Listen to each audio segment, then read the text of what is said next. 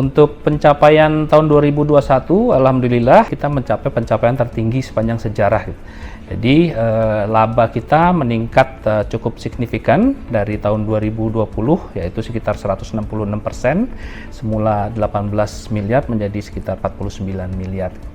Dan ini tidak lepas dari proses transformasi berkelanjutan yang kita canangkan sejak 2020. Kalau kita lihat di proses transformasi itu ada 3 bagian besar, yaitu kita lakukan restructure organisasi, kemudian kita lakukan right sizing, dan yang jelas kita tingkatkan capability dari teman-teman di SDM-nya Pertalite.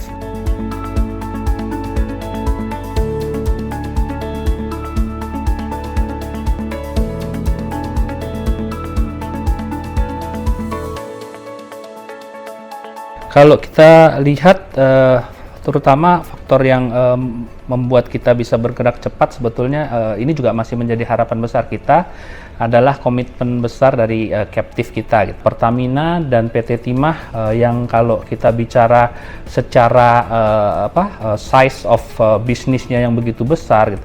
Ini kalau kita lihat atau kita telusuri lebih jauh, mungkin sekarang baru nggak sampai 10% gitu dari market yang tersedia, gitu.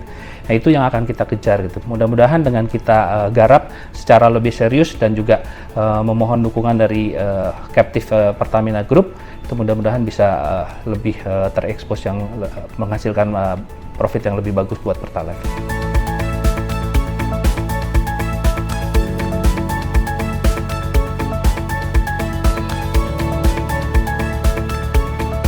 Target 2022 kita coba lakukan yang tadi saya bilang, gitu, end-to-end proses bisnisnya ini benar-benar sudah termonitor. Kalau 2021 itu kita bisa saving sampai 30% lebih untuk biaya operasional kita, gitu.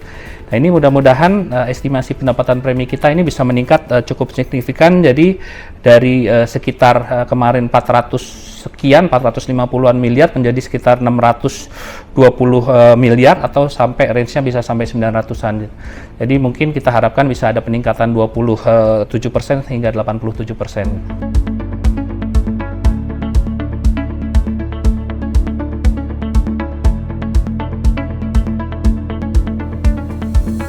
Yang jelas proses pada saat kita melakukan pemasaran produk-produk kita itu balik lagi yang saya sampaikan di awal, kita tidak hanya bergantung kepada captive, meskipun secara pangsa pasar atau yang kita terima sepanjang 2021 itu masih 80% dari pendapatan kita.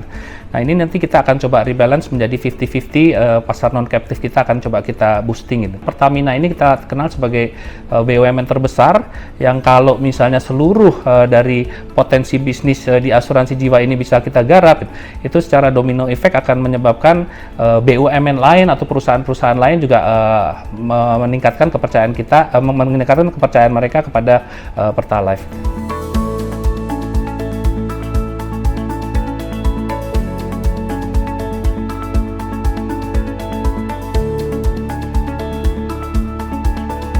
Tantangannya sebetulnya kita bicara asuransi ini kan bukan